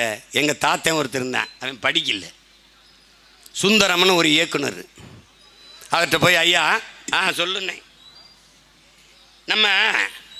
நம்ம ஆட்சியில் இருந்த சாதனைகள் எல்லாமையா ஒரு படமாக எடுத்து இந்த தேட்டரெல்லாம் நியூஸ்கள் மாதிரி ஓட்டலாம் ஐயா அப்படின்னு. சரி, என்ன செஞ்சுருக்கா சாதனை? ஐயா நம்ம பள்ளிக்கூடம் கட்டியிருக்கோம்யா, ஊருக்கு பள்ளிக்கூடம் கட்டியிருக்கோம்யா.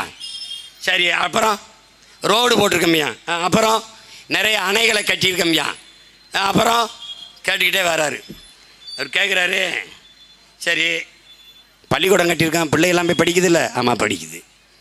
அப்புறம் ரோடு போட்டிருக்கோம், சனமெல்லாம் நடக்குதுல்ல? ஆமாம் நடக்குது. அணை கட்டியிருக்கான், விவசாயம்லாம் பயன்படுத்துகிறாங்கல்ல? பயன்படுத்துகிறாங்கல்ல. அதான் தெரியுது. அப்புறம் எதுக்கு படம் போட்டு காட்டுற?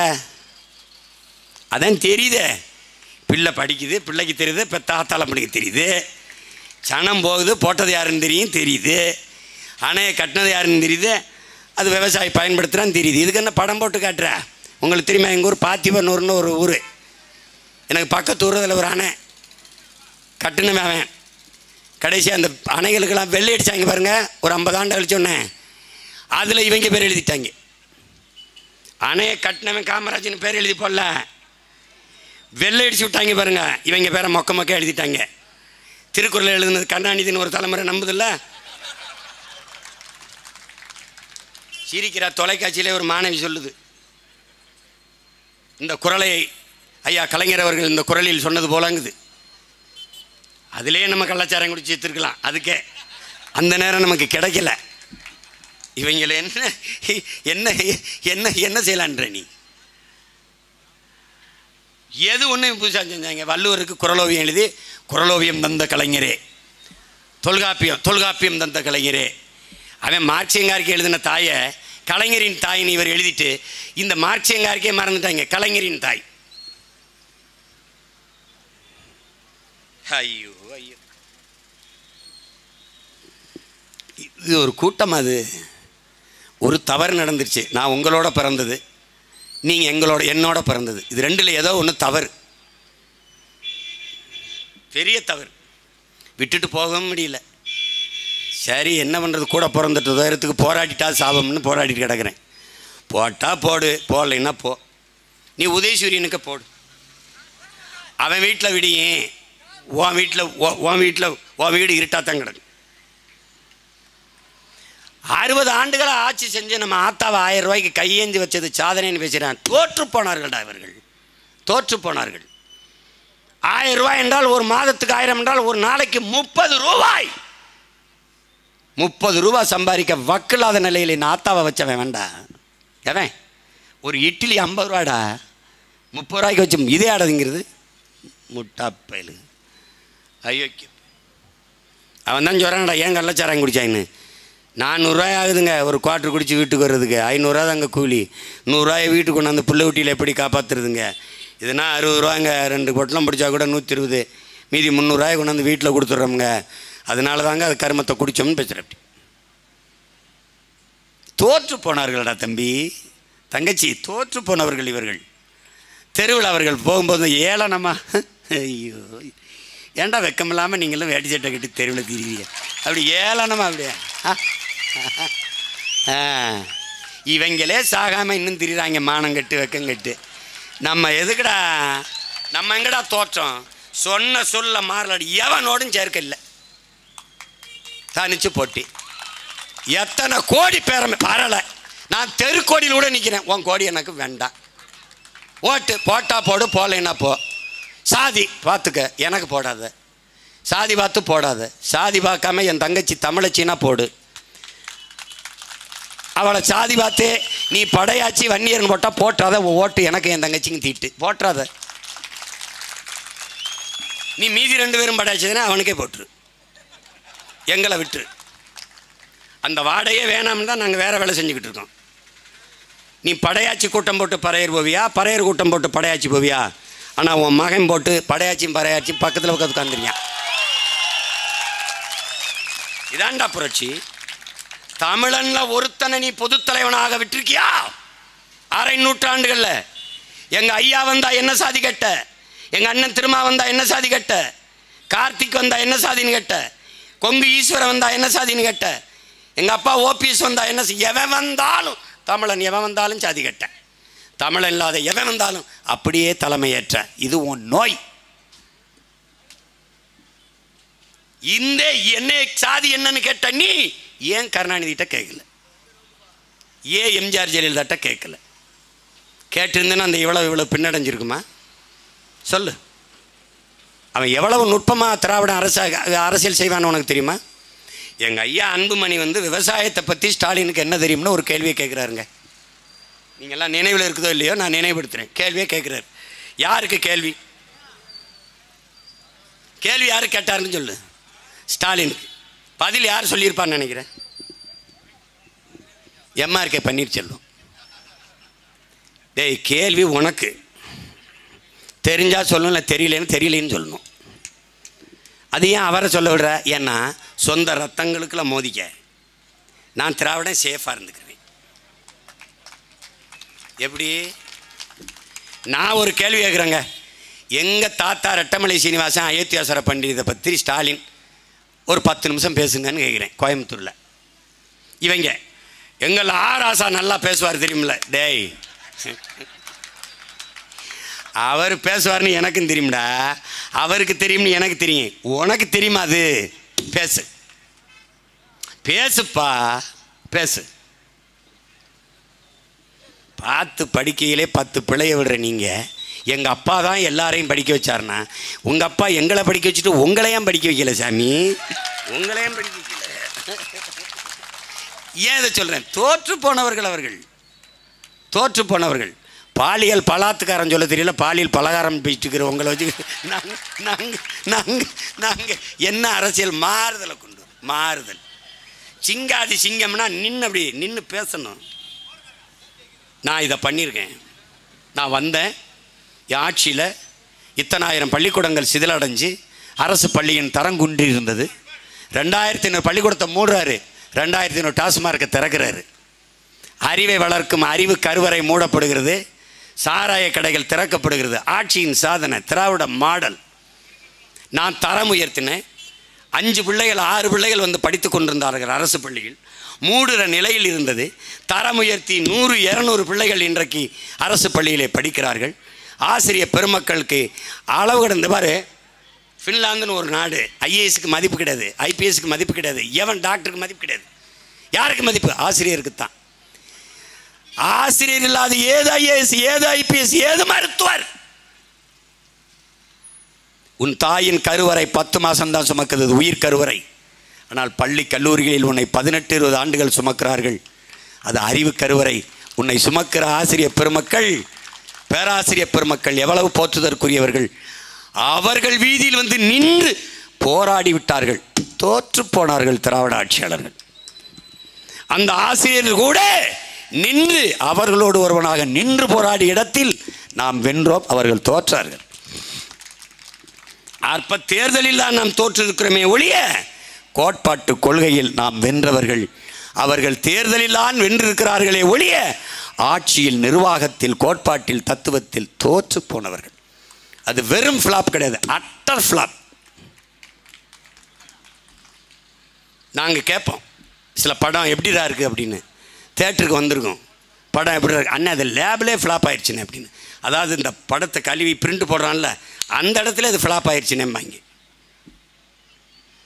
இது மாதிரி இப்போ 5 ஆண்டு கால ஆட்சி, முதல்ல 2 ஆண்டு முடிஞ்சிருக்கு. படம் பார்த்துட்டு வர தம்பிகள்கிட்ட கேட்டோம்னா படம் எப்படின்னா இருக்குண்ணே, ஃபர்ஸ்ட் ஹாஃப் சுமார்ண்ணா அப்படின்னு என்ன கேட்ப. அப்போ செகண்ட் ஹாஃப் நல்லா இருந்ததாடா, 2வது பாதி நல்லா இருந்ததா அப்படின்னு ஆரோக்கியம்னா. ஃபர்ஸ்ட் ஹாஃப் சுமார்ண்ணா, அப்போ 2வது பாதி செகண்ட் ஹாஃபு, அதுக்கு ஃபர்ஸ்ட் ஹாஃபே தேவலாம்ண்ணா. இதுதான் இந்த திமுக ஆட்சி. இப்போ 2 ஆண்டில் சிரிக்காத, 2 ஆண்டில் நம்ம கேட்போம்ல, இந்த 2 ஆண்டு அப்படின்னா ஓகேண்ணே பரவாயில்லண்ணே. அப்போ அடுத்த 2 ஆண்டு, அதுக்கு அந்த 2 ஆண்டே பரவாயில்லண்ணே. அதில் சாராயம் குடிச்ச 80 பேர் தான் செத்தான், இப்போ ஆயிரக்கணக்காக சாகுறாங்கண்ணே, அதுக்கு அதே பரவாயில்லண்ணே. இதில் எதிர்காலம் வேற. எப்படி? இன் ஃபியூச்சர், எங்களின் எதிர்காலமே உனக்கு எதிர்காலம், எங்களின் இருண்ட காலமே, எங்களின் நாசகாலமே, மோசகாலமே. அட பாவிகளா, என்னை தியாது பண்ணி நியாயமாரே, ஏதாவது பண்ணி விடுங்க நியாயமாரே. ஒரு ஓட்டை என் தங்கச்சிக்கு இந்த மைக் சின்னத்தில் போட்டு விடுங்க நியாயமாரே, போட்டு விடுங்க. இவங்க பாருங்க, இந்த இந்த 15 நாளாக சாராய கடையை விட்டு வெளியில் வந்திருக்காங்களா பாருங்க. ஏன் சாராயம் வியாபாரம் குறைஞ்சிருக்கு? இதானே கேட்குறாங்க.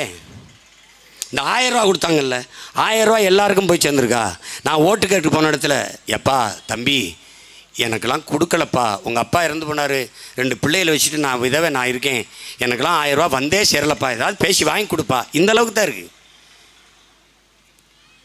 சென்னையில் தலைநகரில் மழைநீர் கழிவுநீர் வழிந்தோட காவா இல்லை, அதை சரி செய்ய முடியல. அற்ப கொசுவை ஒழிக்க திட்டம் இல்லை. குப்பையில் இருந்தால் கொசு வருது, ஏன் நாடு குப்பை மேடாச்சு, அதை தடுக்க திட்டம் இல்லை. அற்ப பாலித்தீன் பிளாஸ்டிக்கை ஒழித்து மாற்றுக்கு வர துப்பு இல்லை, தோற்று போனார்கள். அவ்வப்போது தேர்தலில் மட்டும்தான் வெற்றி பெறுகிறார்கள்.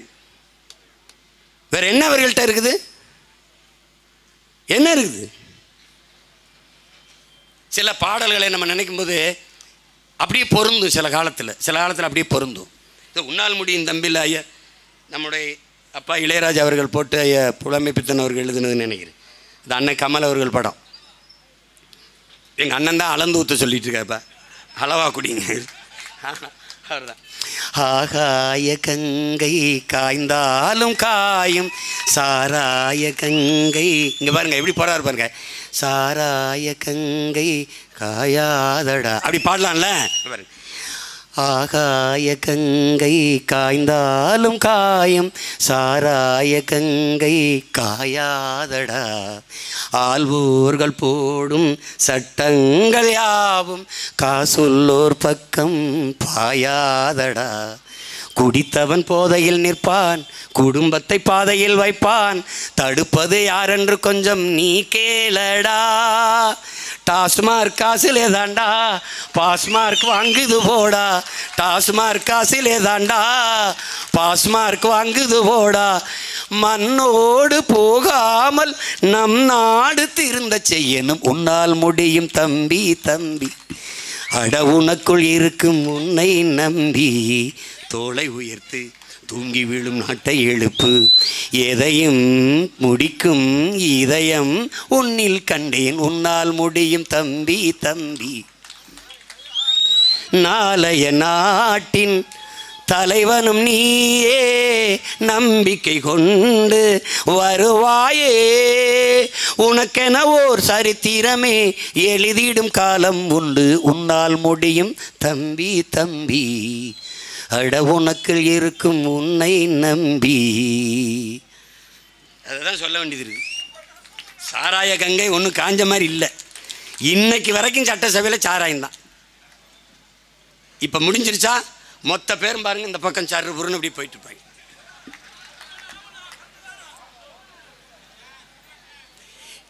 என்னால் முடிஞ்சது இந்த விக்கிரவாண்டி தொகுதி மக்களுக்கு அவங்க 15,000 நினச்சிருக்காங்க. நான் 20,000 கொடுக்க வச்சுட்டு தான் போவேன். ஆமாம் ஆமாம். இப்போ மூக்கு தீண்டிருக்கான், தோடு தொங்கட்டான்லாம் உள்ளே வரும். ஆண்களுக்கு மோதிரம் கடை கூட வாய்ப்பு இருக்குது. ஆமாம், எல்லாத்தையும் வாங்கிக்க, மானத்தோட மைக்கில் போட்டு.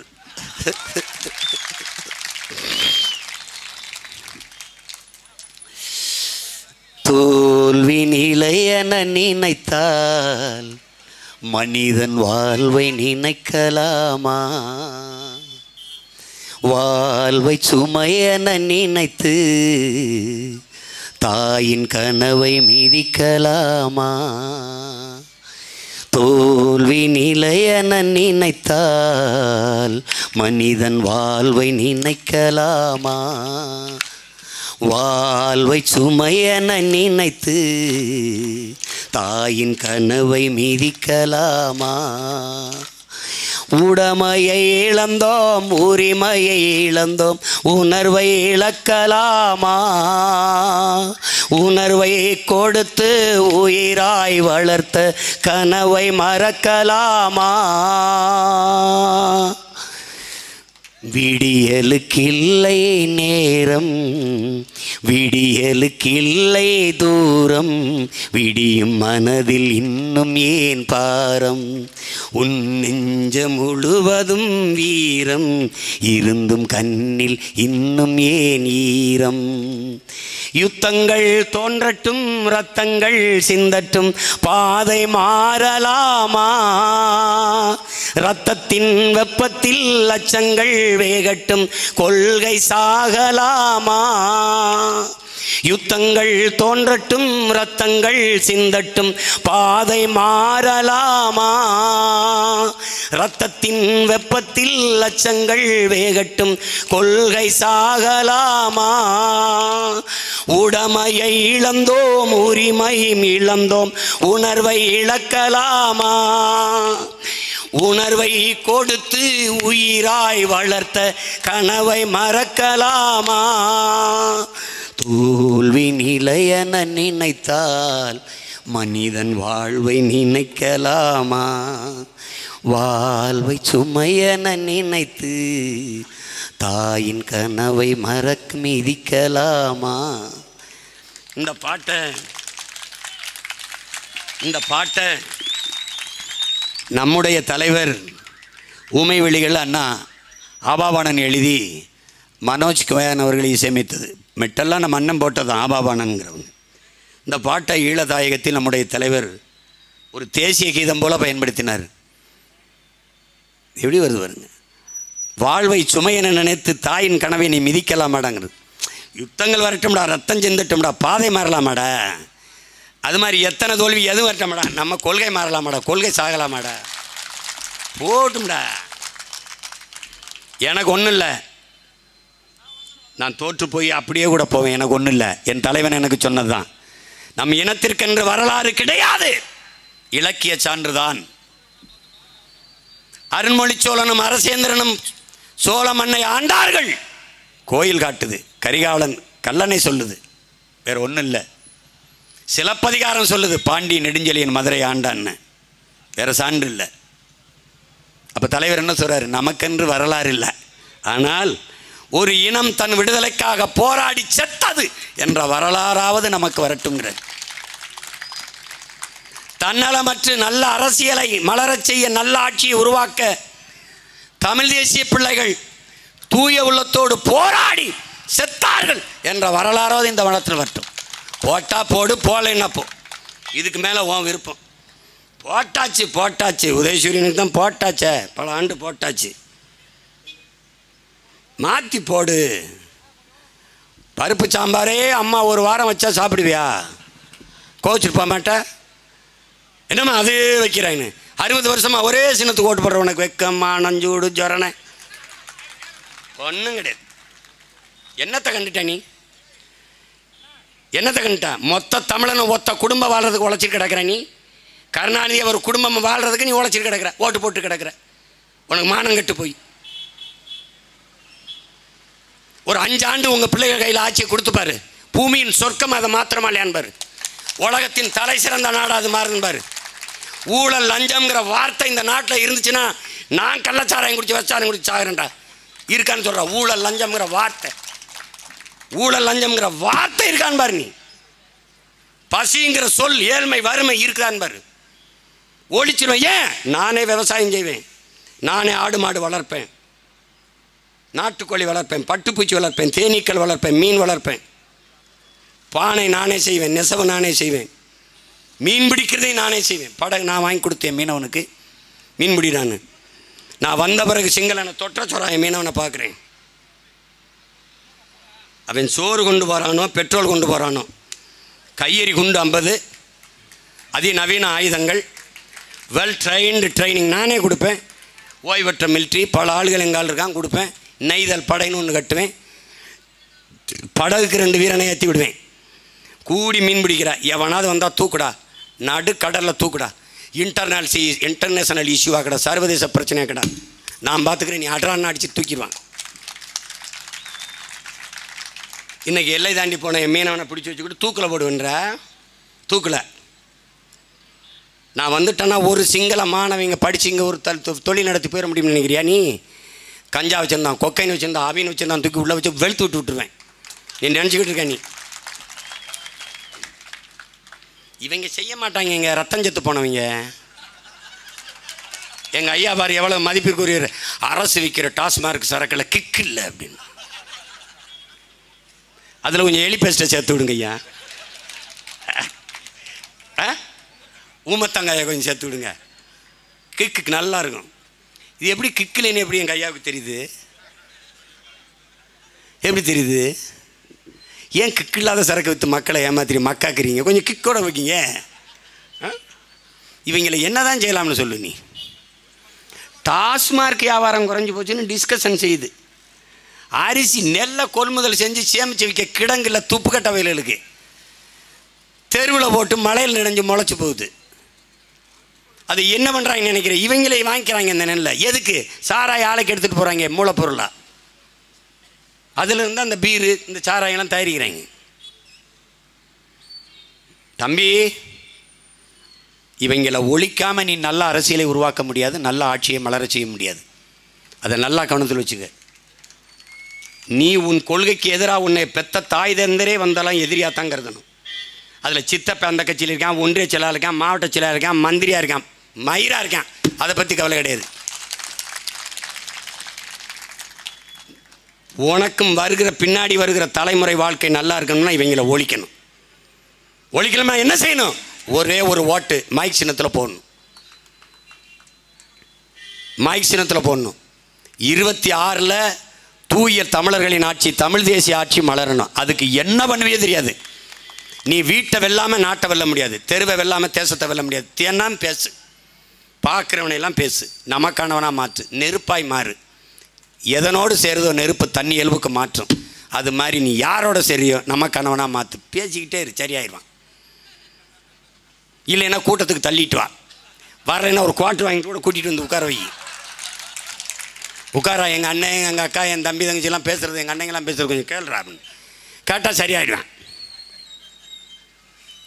சரியாயிருக்காங்கல்ல 75 வயசு 80 வயசு பெரியவங்கள்லாம். நீ வந்ததுக்கு பிறகுதாண்டா தெரியுது நாங்கள்லாம் தமிழர்கள்னுன்ற. எப்படி ஏமாற்றி மூளையை கழுவி வச்சுருந்துக்காம பாருங்க. கொடுமை தான். மாறும்.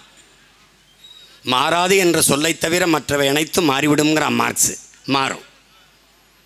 நம்ம தாத்தா பட்டுக்கோட்டை சொல்கிறான்ல, தானா எல்லாம் மாறும் என்பது பழைய பொய்யடா தம்பி, பழைய பொய்யடா. மாற்றணும். மாறுவோம், மாற்றுவோம், மாற்றும். என்னடா ஒரு மகன், ஒரு சின்ன சின்ன பிள்ளைகள் நாங்கள் கத்தி 36 லட்சம் பேர் ஒரு ஊவா ஓட்டு காசு வாங்காமல் போட்டிருக்கான்னா மாறலையா? 20 நாள் தேதி அறிவித்து நாளைக்கு தேர்தல், இன்னைக்கு சின்னத்தை கொடுக்குறா மைக்குன்னு. 86,000 பேர் ஏன் சின்னம்னு விவசாயி சுயேட்சைக்கு போட்டிருக்கான். அது நம்ம ஓட்டு தான். அப்போ 37 லட்சம் ஓட்டாயிருது. வரும் காலம் வரும் என்று காத்திருந்த தலைவனின் பிள்ளைகள் அல்ல, நமக்கான காலத்தை உருவாக்கிய தலைவனின் பிள்ளைகள். நமக்கான காலத்தை நாம் உருவாக்குவோம். நாம் மாறுவோம், மாற்றுவோம். மாற்றம் என்பது மானுட தத்துவம். மாற்றம் என்பது சொல் அல்ல, செயல். ஒவ்வொரு தம்பியும் 10 ஓட்டு எப்படியாவது அக்கா அபிநயா பொன்னிவளவனுக்கு நம்ம பெற்றுக் கொடுக்கணும்னு உறுதியோட. ஒவ்வொரு தங்கச்சியும் 10 ஓட்டு. ஒருவர் 10ஆவும் 10 100ஆவும் பகைவர் நடுங்கும் படையாவும். இது கோட்பாடு. இதை வச்சுக்கிட்டு வேலை செய். 26லையும் இதே தொகுதியில் என் தங்கச்சி அபிநயா தான் நிறுத்துவேன். எப்படி நான் வெள்ள வச்சு தான் தீருவேன். எத்தனை கூட்டணி சீட்டணி நோட்டணி கொண்டு வா, நான் வென்று தான் தீருவேன். இப்போ பாரு என்ன ஆட்டம், இந்த 2 ஆண்டு ஆடுறோம்னு பாரு. ஆடி வருவம் பாரு. ஐயனார் கற்பனைசாமி ஆட்டத்தை விட பெருசாக ஆடுவோம். பார்த்துரு. உங்கள் பிள்ளைகளை வெல்ல வைத்து எதிர்கால தலைமுறைக்கு நல்ல வாழ்க்கையை அளிக்கிறதுக்கு பாடுபடுங்க. ஒன்றும் செய்வேனா, ஒரே ஒரு ஓட்டு மைக் சின்னத்தில் போட்டு நாட்டை மக்களையும் காப்பாற்றுற வேலையை பாருங்கள். நல்ல அரசியல் மலர, நல்ல ஆட்சி மலர, என் அன்பு தங்கை அபிநயா பொன்னிவளவனுக்கு இந்த மைக் சின்னத்திலே வாக்கு செலுத்தி வெற்றி பெற செய்யுங்கள். என் உயிரினும் இனி என் உறவுகளே, எனதன்பு தம்பி தங்கைகளே, புரட்சி எப்போதும் வெல்லும். நம் வெற்றி அதை சொல்லும். நம் இலக்கு ஒன்றுதான், இனத்தின் விடுதலை. தமிழ்தாய் வாழ்க, தலைவர் பிரபாகரன் வாழ்க. நாம் தமிழர். தங்கச்சி நாளைக்கு